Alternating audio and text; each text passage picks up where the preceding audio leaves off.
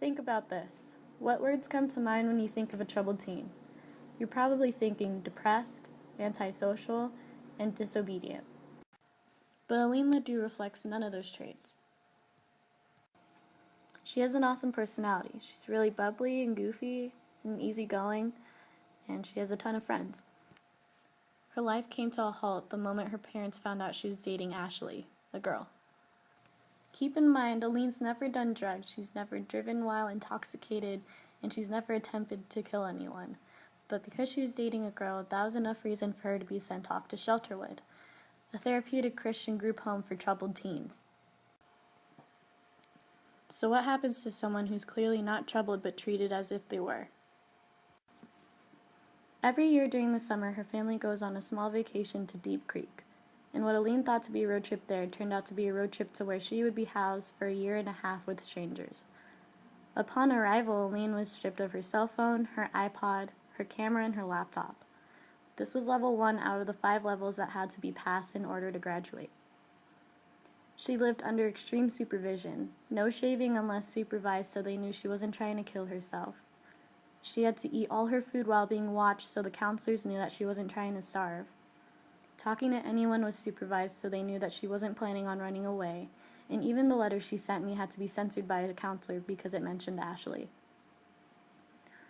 Her life was completely flipped upside down.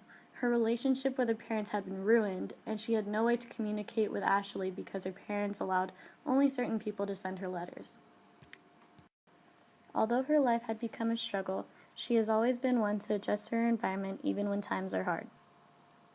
By the time she had reached level 4, she was granted the use of a computer for 20 minutes, being able to roam outdoors for 20 minutes within the campus limits unsupervised, and a weekly 10-minute phone call also unsupervised. She always called me with stories of a game she played called the Pass Out Game. That's where you find a friend, hold your breath until you pass out, and whoever wakes up first wins. She talked about how other kids would sneak pills, drugs, and alcohol into the facility when they came back from home visits, and she would take them when the counselors weren't around. She told me about the time she had to wear a jumpsuit because she tried to escape. Although Shelterwood is a place meant to eliminate the qualities of a juvenile, Aline had experienced things that would make her qualify to be one. Aline had finally reached level 5 and graduated. Even though she had been exposed to all sorts of negative things, she was still the same person. She had always taken school seriously and aced all the classes that were offered there. She even took advantage of the time she spent there by taking online college classes so she had those credits to be transferred. She made long-lasting friendships, and with those friendships, it helped her grow past the rebel phase that everyone goes through. She has forgiven her parents, but the relationship still continues to be strained. Things with Ashley eventually died off, but they still continue to be friends. So what happened to her? She happened to learn that life is about how you make it. She could have chosen to continue using drugs and alcohol, but has moved out into her own apartment, works full-time, and goes to college instead.